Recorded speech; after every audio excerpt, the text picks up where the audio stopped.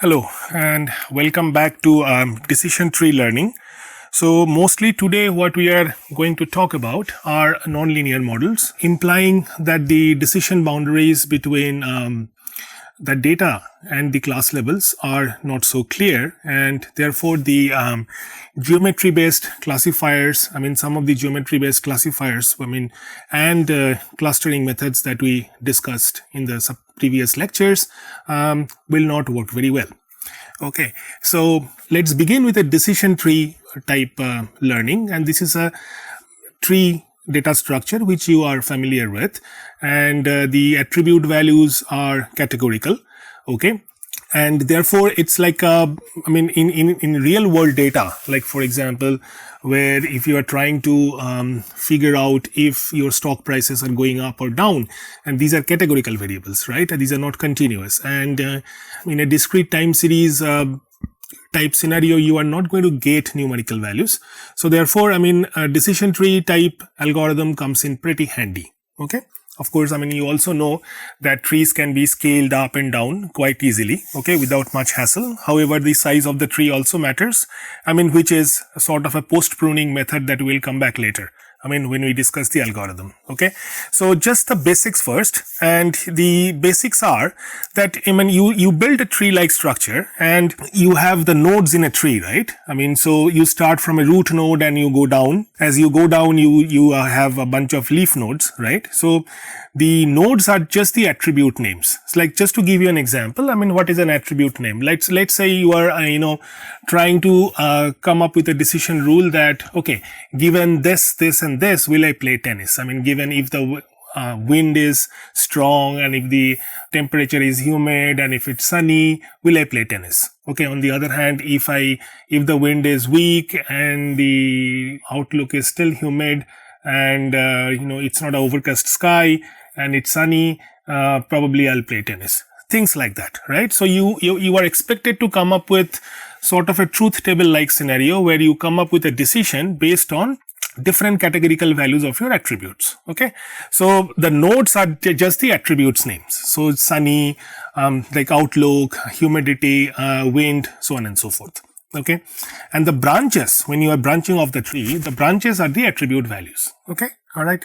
So for example, the outlook can be sunny, overcast, or rainy. Okay, so you start with a root node of outlook and then you're branching off with sunny, overcast, or rainy, something like that. Okay, and the leaf nodes are actually the class levels. Okay, so when you reach the lowermost leaf node, that means you have been able to classify properly, given that there are class levels. It's a supervised algorithm because you require levels of class, right? And also it's a greedy method, which means, I try to find out that given a particular attribute value, whether the outcome is always of one particular type. Okay, if that happens, that is my favorite attribute and I'll choose that as my root node. So which is why it's like a greedy kind of a method.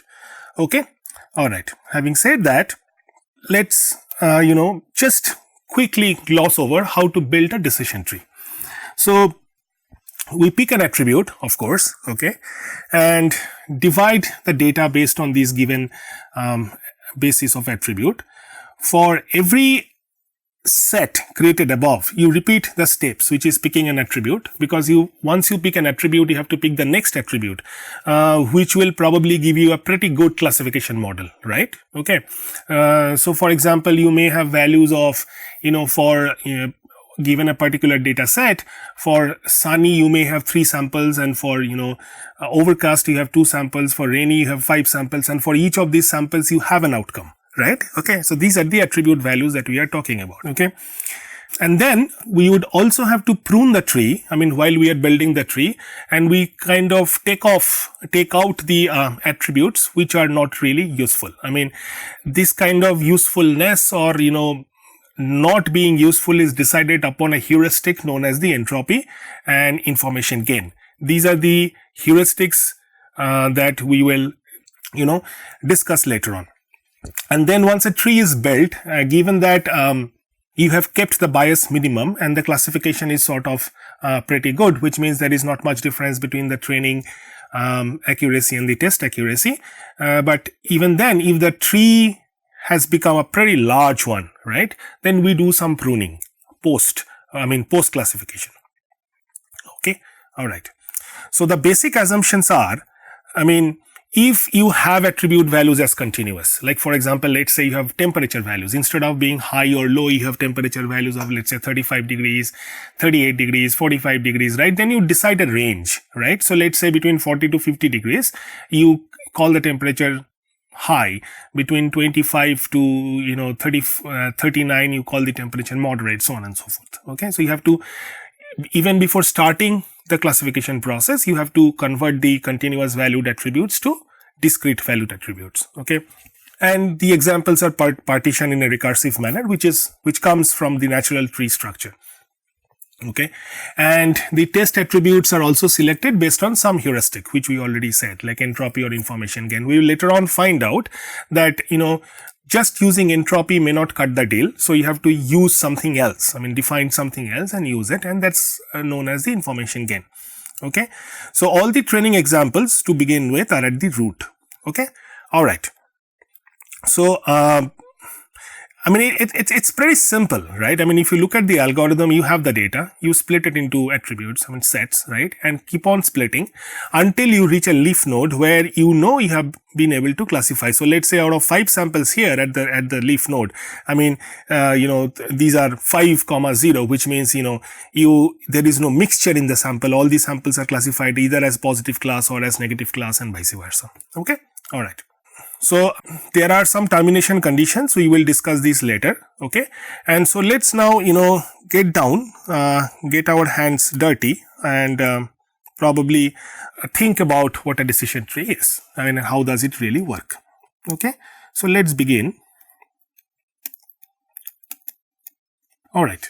So the question is, if I pop up a question based on certain climate conditions, what will I do? Will I play tennis? This is a popular example that I think most machine learning textbooks use, and this particular example is taken from Tom Mitchell. Okay, all right. And let's say I have, I begin by, choosing Outlook as my root node. Okay, all right. And then Outlook can be, sunny, overcast, or rainy. Correct? Okay, and then you're basically branching off the Outlook, and then the next one that I choose is like, I won't be able to split the samples and predict the labels based on just one attribute, so I'll need more than one. So given, if I go along this route, given the Outlook is sunny, the next attribute that I look is, let's say, humidity, and let's say humidity has 2 values, high and normal. Okay, and if the humidity is high, I will probably not play, and if it is normal, I'll probably play. Okay, all right. If it's overcast, I will play always, let's say. Okay, all right. This is some set of decision rules that I come up with. And let's say if the Outlook is rainy, then probably I think the attribute next I'm going to look at the nature of the wind. Okay, so the nature of the wind can be strong or weak, let's say. Okay, and if it's strong, I will probably not play tennis, and if it's weak, I'll probably play tennis. So this is a sample scenario. Okay, we'll come back to a more detailed scenario with a data set later. Okay, so this is like equivalent to, you consider a logic function where you're just using 2-3 attributes, right? So you consider a logic function where you have something like this. So this is A or B, and then A or C, and then AND. Okay, all right. So this is the type of representation that we are going to use for decision tree. Okay, The next, let me just give you an example of a truth table and construct a sample decision tree. And basically the idea is, I just want to show you that I can construct a simple decision tree and I can construct a pretty complicated decision tree. And the next question is, if I do that, which one should I choose? Okay. All right. So, let's just draw a truth table with A, B, and C as attributes. And then this is the outcome. Okay. The last column is the outcome. Okay. So, I'll just copy down the different values of the attributes and their likely outcomes, right? And let's do this carefully. And you will, when I'm done doing this, you will see an interesting, there is an interesting thing that you will see from the truth table itself based on the attribute values. Okay. Since there are, 3 attributes and each attribute has, 2 values. So you will actually going to get, that many combinations. So total number of 1, 2, 3, 4, 5, 6, 7, 8. That's what you expect, right? Okay. What do you see here? What is interesting to observe is that before I construct the decision tree is that whenever, just look at the attribute values, okay? Just pick these values, okay? Just pick the true values of A. Now, whenever A is true, you see that the output, the outcome is also true.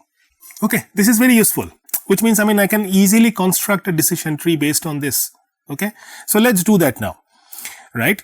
So we start by, we start with the A being the root node. This is an attribute, right? And A can be true or false, correct? Now, when A is true, I really don't need to do anything. I know that the outcome is true, right?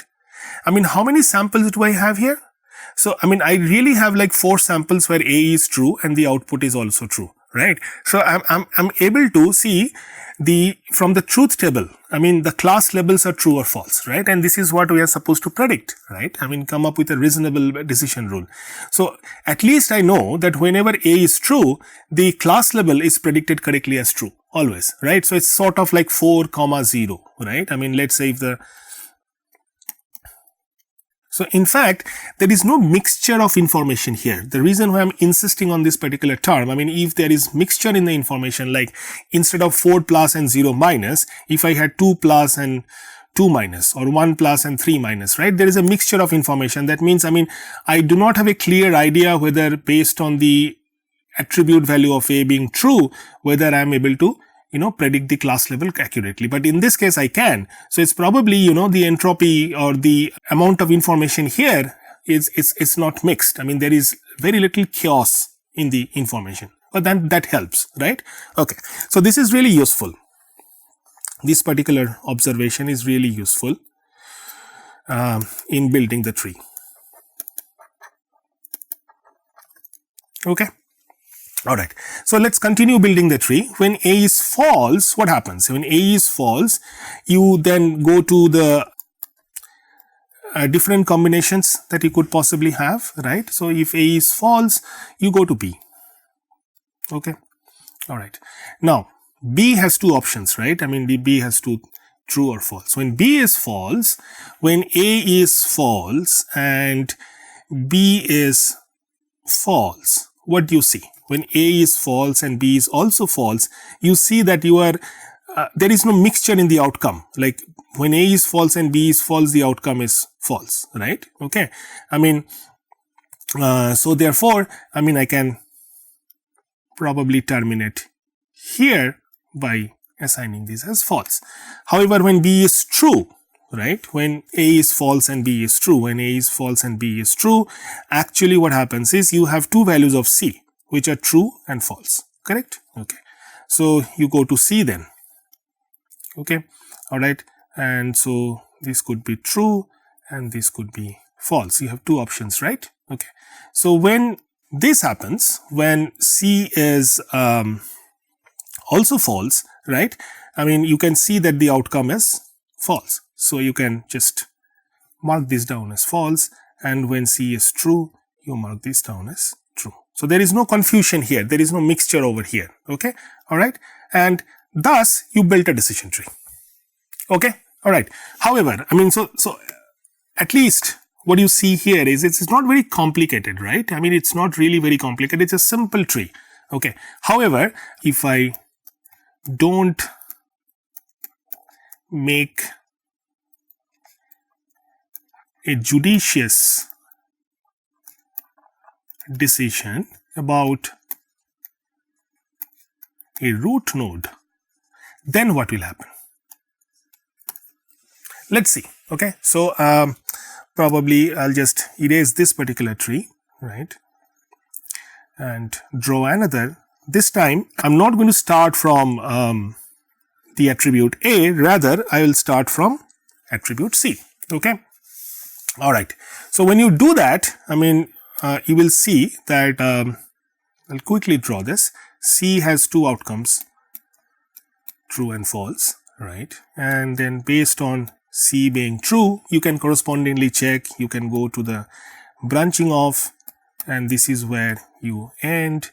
If B is false, you go to A, right, and when A is true, you know that the outcome is always true, so you stop here. A is false, this is false, right, and then come to the next one. When C is false, you go to B again, because when C is false, I mean, as you can see, B can be true and B can be false as well, right. So what you do is, and then based on B being true, you go to A, right, and then A has two options, true or false, right, and when A is true, the outcome is always true, and this is false, right, and then when B is false, you again go to A, and then when A is true, this is true, when A is false, this is false. Okay. Now, I hope that you still recall the first tree, right? I mean, the first tree has fewer branching off, right? So this thing looks more complicated than the first one, right? But this is also a valid representation of your data. This is not wrong. Okay. So which one shall I choose, right? Okay. So this is a more complex tree. So this is a more complex structure. Okay. So obviously, I mean, I'm greedy, right? So I would just want a simpler tree, right? So the question is, what do I do in such scenarios? I mean, you can imagine this is just one combination. I can come up with another combination as well, right? So there is this philosophical interpretation, which is known as the Occam's razor. Okay, it's really a philosophical interpretation where what is said is that, said, okay, look, if, roughly speaking, if there are multiple solutions to a problem, okay, pick the simplest one. That's what it is. Okay, so it's like, so it gives you an overwhelming vote in favor of a simple solution. The question is, how do I pick a simple solution? How do I know whether the solution that I'm proposing is a simple one? Sometimes your the simplest solution, the manner in which you pick the simplest solution is not easy, right?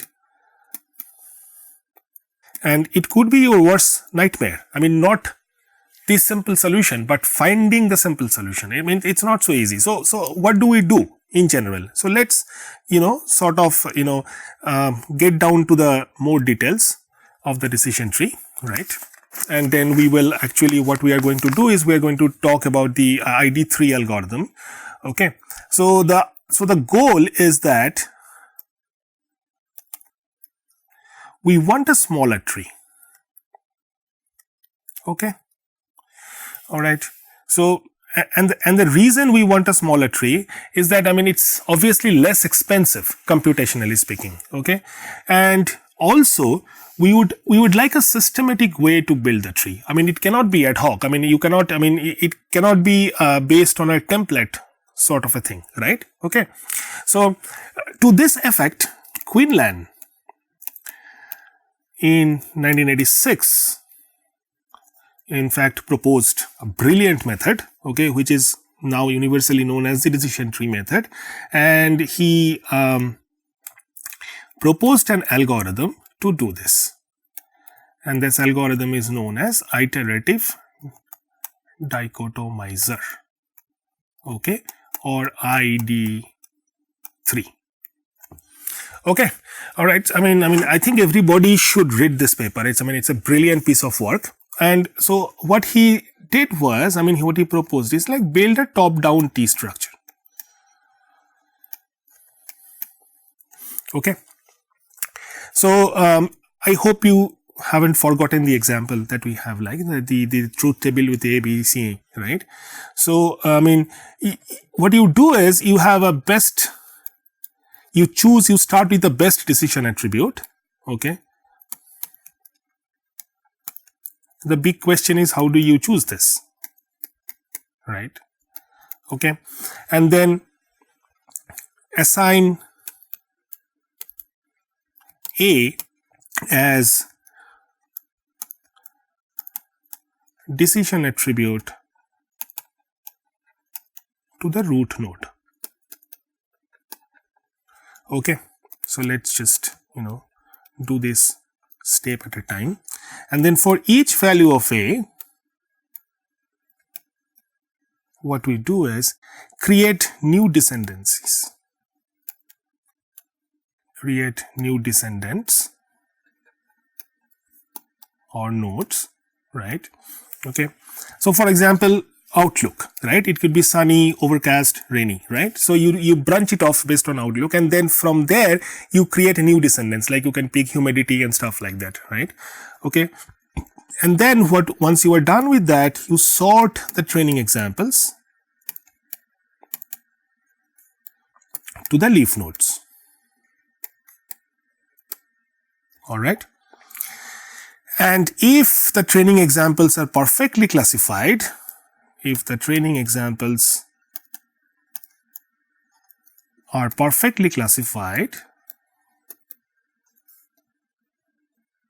stop. Okay, else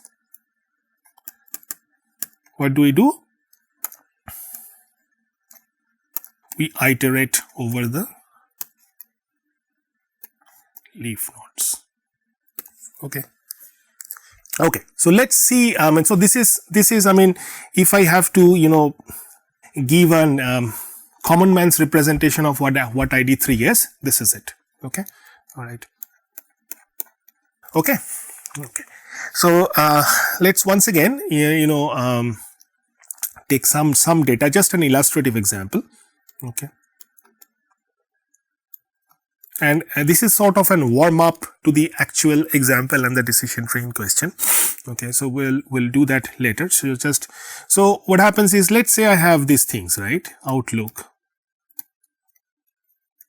temperature, routine,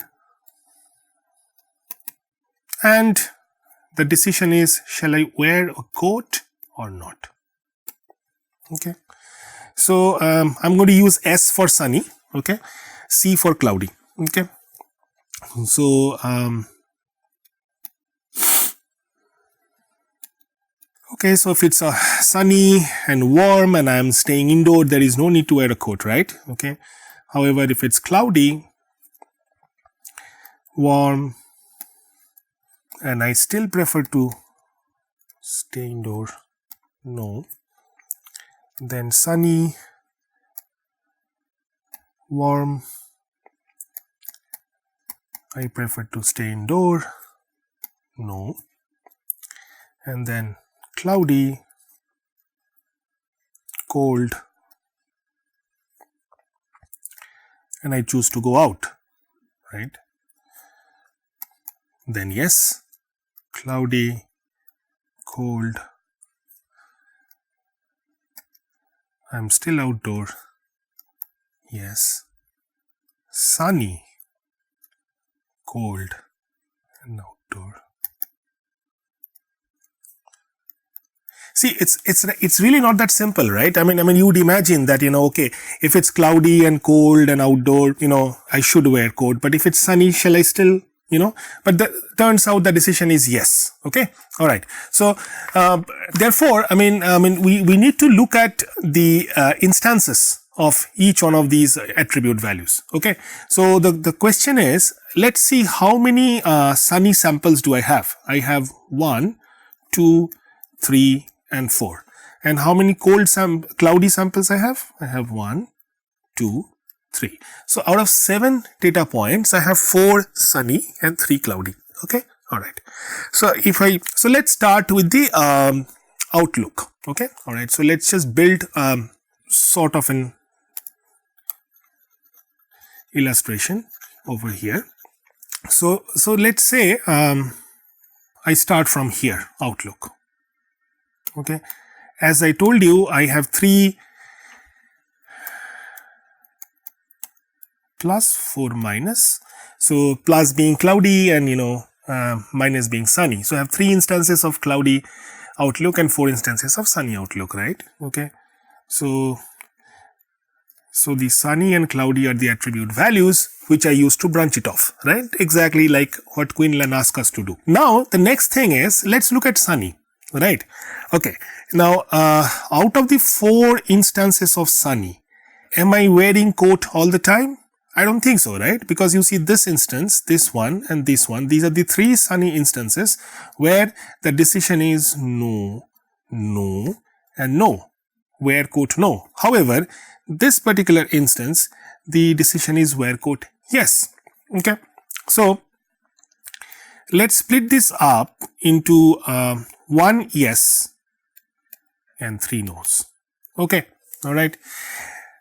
Cloudy. I have 3 instances of cloudy, but does it really mean that I am wearing coat whenever the outlook is cloudy? I don't think so, because in cloudy I have this guy over here, this guy over here, and this guy over here. So when this is cloudy, do I wear coat? No. This is cloudy. Do I wear coat? Yes. This is cloudy. Do I wear coat? Yes. So there is this 2 plus and 1 minus. Okay. All right. So wear coat is yes. Wear coat. Do not wear coat is no. Okay. So this is one way of doing this. Let's look at temperature. Temperature are, cold and warm, right? Okay. So I have once again 7 instances of temperature, out of which I have 1, 2, 3, 4. So cold, and 3 instances of warm. Okay. All right. So so the attribute values of temperature are cold and warm. For cold, I have 3 plus 1 minus, and this is easy to see, so let me not, perfect. What you see here, it's very, very important to observe here. There is no mixture. Meaning what?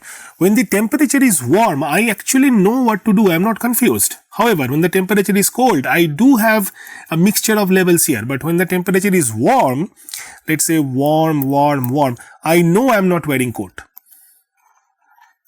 Right? So I have 0 instances of wearing coat and 3 instances of not wearing coat. Right? So I mean, I can use this as a perfect split. So this split is perfect, right?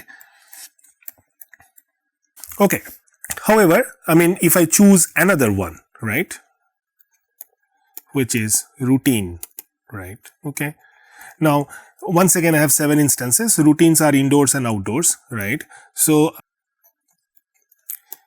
in and out, right? And there I have 3 plus 4 minus. Okay, so if it is outdoor, I wear coat 3 times, and if it's indoor, I wear coat 4. I don't wear coat, right? Okay, all right. So, however, if I look at the individual attribute values, I have this 1 plus 3 minus and 2 plus 1 minus. This is also easy to see. The reason I invoke this is because if you compare between these two, the routine and the outlook, you have a similar splitting decision here, right? I mean, you can check exactly. So which one among the two shall I choose? So among the two, here I have no confusion. I know temperature is a very nice thing. I mean, because I have a perfect split, right? But the question pops up here is that which one shall I choose? Okay. All right. So I think this is a good point to stop, and so that the next thing that we introduce is, I mean, I have to have some sort of a measure to determine whenever there is a tie. Okay. All right. So I think it's a good point to stop, and when we come back, we would introduce entropy.